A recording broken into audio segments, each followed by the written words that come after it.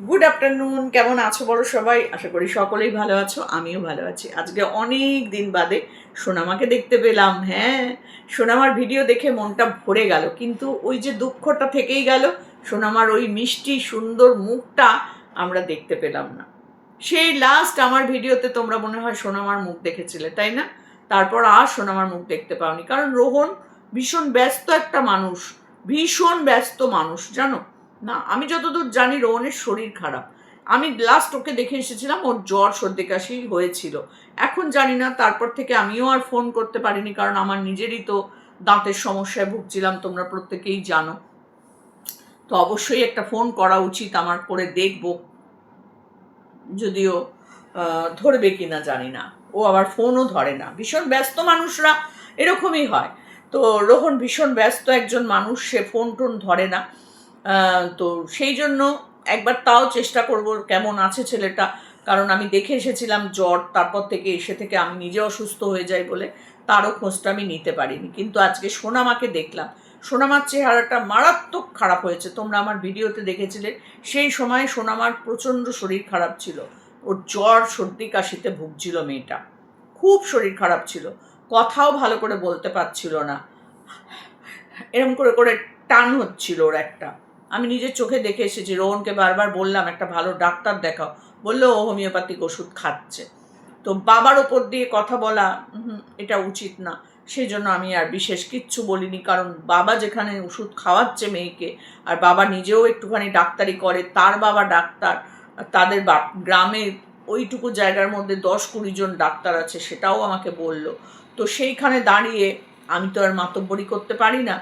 তো না করেই আমি অপমানিত হয়েছি, আবার করলে না জানি আমায় কি বলবে বাবা।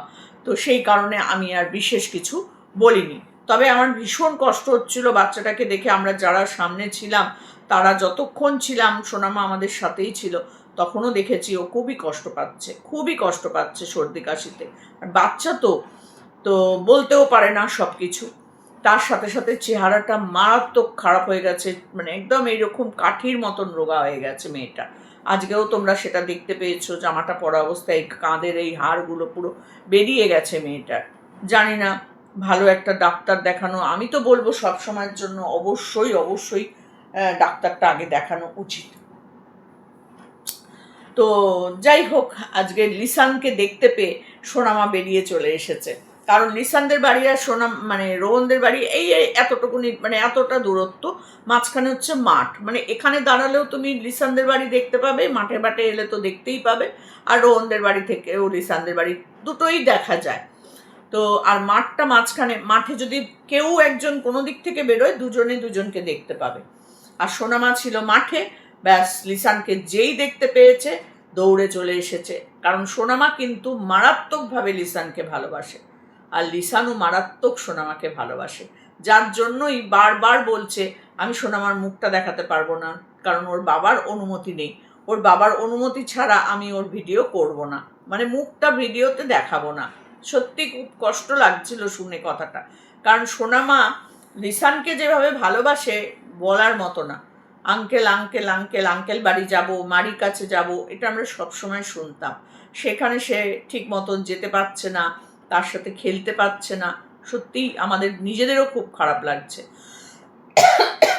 আজকে কত গল্প করলো বলো তো, ওই মাঠের মধ্যে ঘুরে ঘুরে কত গল্প করলো আজকে সোনামা লিসানের সাথে, প্রচুর। তারপরে আরও একটা কথা অবশ্যই বলবো, যেটা ভিডিওতে দেখবো সেটা তো বলবোই, তাতে যদি রোহন কোনো কথা বলে তাহলে রোহনকে ছাড়বো না।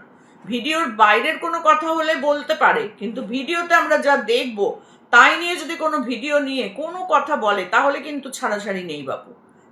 যা তোমরা দেখাবে তাই নিয়ে ভিডিও আমরা করবই। তো আমি তো করবই, কে করলো না, ছেড়ে দিল, বাদ দিয়ে দিল, আমার দেখার দরকার নেই, আমি করবই।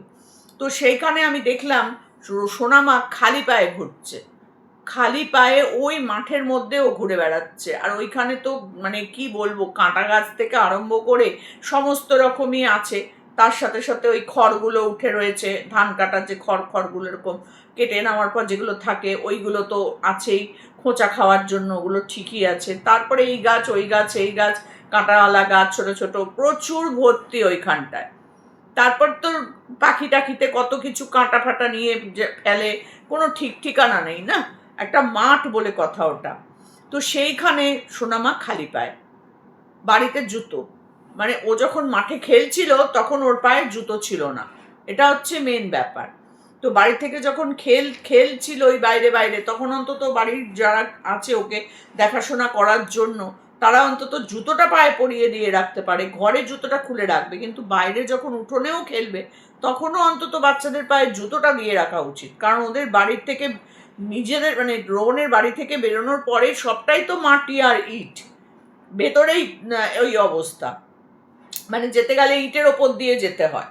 তো সেখানেও তো সোনামার অন্তত জুতো পরে থাকা উচিত। পাশেই পুকুর, চারিদিকে পুকুর পুকুর পুকুর, মানে একটু অসাবধান মানে জোরে দৌড়ে গেলেও পুকুরের মধ্যে গিয়ে পড়বে, এরকম সব পুকুর চারপাশে বাড়ির চারপাশে পুকুর, মানে সামনে বাড়ির থেকে বেরোনোর সামনেটা পুরো পুকুর পুকুর পুকুর, পেছন দিক থেকে সাইড থেকে হচ্ছে মাঠ, আর এই পাশের দিকে হচ্ছে শুধু পুকুর পুকুর আর পুকুর, বাবারে বাবা প্রচুর পুকুর। তো চারটে পুকুর বোধহয়, না তিনটে পুকুর আছে ওর বাড়িতে ঢোকার মুখে থেকে ওর বাড়ি অবধি, তিনখানা পুকুর। তো ওদের বাড়িতে একটা পুকুর আর রাস্তার দুপাশে দুটো পুকুর, ওর বাড়িতে ঢোকার রাস্তার মুখে দুদিকে দুটো পুকুর, তিনটে পুকুর। তো বুঝতেই পারছো কতটা সাবধানে বাচ্চাদের রাখতে হবে, যদিও যেখানকার বাচ্চা সেখানকার মতো করেই বড় হয়, তবুও ভয় লাগে দেখলে, সাবধান করে দেওয়াটা আমাদের কাজ, আমরা করে দিচ্ছি। তো সেখানে সোনামা খালি পায়ে ঘুরছে, লিসান কিন্তু বলল তুমি খালি পায়ে কেন, তোমার জুতো কই, জুতো বাড়িতে রেখে ও ঘুরে বেড়াচ্ছে। যাকে সেটা তো বাচ্চার দোষ না, বাচ্চার যারা বাড়িতে থাকে তাদেরই দেখাশোনা করা দরকার, বাচ্চারা তো যা খুশি তাই করবেই, বাচ্চাদের দোষ দিয়ে কোনো লাভ নেই। তো সেখানে খালি পায়ে পায়ে ঘুরছে, সেই মাটি কাটা হচ্ছে যেখানে ওই গাড়ি এসছে সেইখানে পর্যন্ত খালি পায়ে পায়ে ঘুরছে, সারা পায়ে কাদা লাগানো, দেখতেই পাওয়া যাচ্ছিল পুরো কাদা, ওই অবস্থায় ঘুরছে। একে তো ঠান্ডা লাগা রয়েছেই এখনো পর্যন্ত, ওর কমেনি, কথা শুনে শুনে যেটা মনে হচ্ছিল। যাই হোক, সেটা যদি কমে গিয়েও থাকে তাহলেও খালি পায়ে বেরোনোটা একদমই ঠিক নয়। তার যাই হোক, এবার রোহন ডাকছে তাও ওর বাড়ি যাবে না, ও দৌড়চ্ছে, পারলে দৌড়ে লিসানদের বাড়ি চলে যায়, এরকমই একটা আমরা দেখতে পাচ্ছিলাম যে ও যাবে না। লিসা বারবার বলছে তোমার বাবা ডাকছে, পাপা ডাকছে, বাড়ি যাও, বাড়িতে গিয়ে ঘুরে আসো। না, তখন বলছে কোথায় যাবে তুমি, আমাদের বাড়ি, আমাদের বাড়ি, হ্যাঁ হ্যাঁ, মানে মারিয়ামের কাছে যাবে, ওই বাড়িতে একটু ঘুরতে খেলতে, তারপর গাছের ফল টল এগুলো খায়, ওর বাড়িতেও খাবার আছে, এমন না যে ওখানে খাবার নেই, তা না, গাছ থেকে ফল পেড়ে দেয়, একটু বাচ্চারা ওগুলোতে বেশি আনন্দ পায়। যেমন খেজুর পাড়ছিল আজকে, লিসানদের বাড়িতে তো প্রচুর গাছ, জামরুল থেকে আরম্ভ করে মানে প্রচুর প্রচুর, কুলের সময় কুল, তেঁতুলের সময় তেঁতুল, কামরাঙা, তারপরে তোমার লিচু, আম, পেয়ারা, কি নেই, সব আছে সব। তা এখন দেখলাম গাছে খেজুর হয়ে রয়েছে, হলুদ হলুদ খেজুর, সেগুলো খাবে বলে বসে মানে পাট পেরে দিচ্ছে। মারিয়াম রয়েছে সাথে, মারিয়ামকে নিয়ে ভিডিও দিয়েছে লিসান, দেখলাম অনেকগুলো, তার পড়াশোনা দেখলাম, তার রেজাল্ট দেখলাম, সবটাই ভালো লেগেছে। এটাই তো হওয়া উচিত, এইটুকু বয়সের বাচ্চারা স্কুলে যাবে, পড়াশোনা করবে, সেগুলোই তো একটা ভিডিও করে করে সুন্দর করে দেখালেই আমরা ব্লগ ভিডিও দেখতে পাই। কিন্তু বাবা খুব ব্যস্ত হলে তাহলে তার তো কিছু করার নেই, কি আর করবে বলো। তো যাই হোক, আমাদের সোনামা কবে স্কুলে যাবে, কবে থেকে স্কুলের রেজাল্ট আমরা দেখতে পাবো, পড়াশোনা দেখতে পাবো জানি না, যেদিন থেকে রোহন দেখাবে সেদিন থেকেই দেখবো। না, রোহনকে আর জ্ঞান দিতে যাব না যে তুমি এটা করো, ওটা করো, সেটা করো, এটা আর করতে যাব না, কারণ রোহন পছন্দ করে না। তো সেই জন্য আর বলবো না, লিসানকে বলবো, লিসানের ভিডিও দেখে নিশ্চয়ই তার কথার মানে তার ভিডিও দেখে যেটা বলার সেটা বলবো। কিন্তু রোহন তো রোহনের বাচ্চার ব্যাপারে ভীষণভাবে সতর্ক এবং খুব ভালোভাবে তার মেয়েকে দেখাশোনা করে, তো সেখানে আমাদের জ্ঞান দেওয়াটা খুব বাজে জিনিস হচ্ছিল, যেটা ওর ভালো লাগছিল না, অহেতুক তার পরিবারের মধ্যে ঢুকে পড়া হচ্ছিল। কিন্তু ভিডিওতে যদি কখনো কোনো জিনিস খারাপ লাগে সেটা বলতে কিন্তু একবারের জন্যও থামবো না, কারণ যেটা দেখছি সেটাই বলছি, তাই না? তো আগেও তাই করেছি, এখনও তাই করব। তো লিসান সেই রোহন সোনামা সেই দৌড়াতে দৌড়াতে লিসানদের বাড়িতেই চলে গেল, মারিয়ামের সাথে গিয়ে খেজুর খাচ্ছিল। সত্যি একটা ভালো ব্লগ দেখতে পেলাম, কিন্তু মুখটা দেখতে পেলাম না, বড্ড কষ্ট লাগছিল। ওর মুখটার মধ্যেই তো মায়ার একটা মানে ছবি থাকে, যেন একটা ওর মুখটা দেখেই কিন্তু এত মানুষ ওর কাছে আসে, দৌড়ে দৌড়ে আসে, কত দূর দূরান্ত থেকে মানুষ ওকে ভালোবাসে সোনামার মুখটা দেখার জন্যই। জানি না কেন সোনামা আস্তে আস্তে মানে হারিয়ে যাচ্ছে, না বড় হয়ে যাচ্ছে, না রোহন ওকে একদম সরিয়ে নিল ইউটিউব থেকে, বুঝতে পারছি না। এত লক্ষ লক্ষ মানুষ সোনামাকে ভালোবাসতো, আজকে সোনামার কথা ভুলেই যাবে হয়তো মানুষ, এরপরে হয়তো মানুষ ভুলেই যাবে সোনামাকে, তাই না? তো যেভাবে রোহন ভিডিও দেওয়া বন্ধ করে রেখে দিয়েছে, তো সেভাবে তো মানুষের মন থেকে আস্তে আস্তে, মানুষের মন কিন্তু যেটা চোখের সামনে থেকে দেখতে না পায় সেটা আস্তে আস্তে ভুলতে শুরু করে, তাই না? তো সেরকমই ব্যাপারটা না হয়ে যায়। এত মানুষের ভালোবাসা হঠাৎ করে যদি বন্ধ হয়ে যায় কেমন একটা লাগবে না? সোনামার মুখটা দেখতে পাচ্ছিলাম না, এত কষ্ট লাগছিল। আমার মনে হয় আমার দর্শকদের প্রত্যেকের কষ্ট লেগেছে। যদি তোমাদের এই জায়গাটা কষ্ট লেগে থাকে তাহলে কিন্তু কমেন্ট বক্সে জানাবে যে হ্যাঁ আন্টি, আমাদেরও ভীষণ কষ্ট লাগছিল লিসানদা সোনামার মুখটা দেখাতে পারছে না। এত ভালোবাসতো যে মানুষটাকে, বাচ্চাটাকে, সেই বাচ্চাটার ভিডিও করছে অথচ তার মুখটা দেখাতে পারছে না। তার কতটা কষ্ট লাগছে বলো তো একবার, কারণ তার বাবার পারমিশন নেই। খুব কষ্ট লাগছে, খুব খুব সত্যি বলছি, আমার ভীষণ কষ্ট লাগছিল যখন সোনামা বসে বসে গল্প করছে, সেই সময় তার মুখের এক্সপ্রেশন, তার চোখ বড় বড় করে কথা বলা, সেগুলো খুব মিস করেছি আমরা, তাই না? যদি আমার কথার সাথে তোমরা একমত হও তাহলে অবশ্যই কমেন্ট করে আমাকে জানাবে। কমেন্ট বক্স ভরে লিখবে তোমরা সবাই যে সোনামার মুখ দেখতে তোমরা চেয়েছিলে, মানে চাও, আর সেইটা তোমরা পাচ্ছ না। আর আজকে লিসানের ভিডিওতে সোনামাকে দেখতে পেলে কিন্তু তার মুখটা দেখতে পাচ্ছ না। ওটাই যে সোনামা আমরা বুঝবো কি করে, তাই না? মুখটাই যদি না দেখতে পাই, জানি আমরা ওটা সোনামা, কথা বলছে, তার অঙ্গভঙ্গি সবটাই জানি, কিন্তু এটাই তো নিয়ম। যার মুখই দেখতে পাচ্ছি না সে সোনামা না রূপমা আমরা বুঝবো কি করে?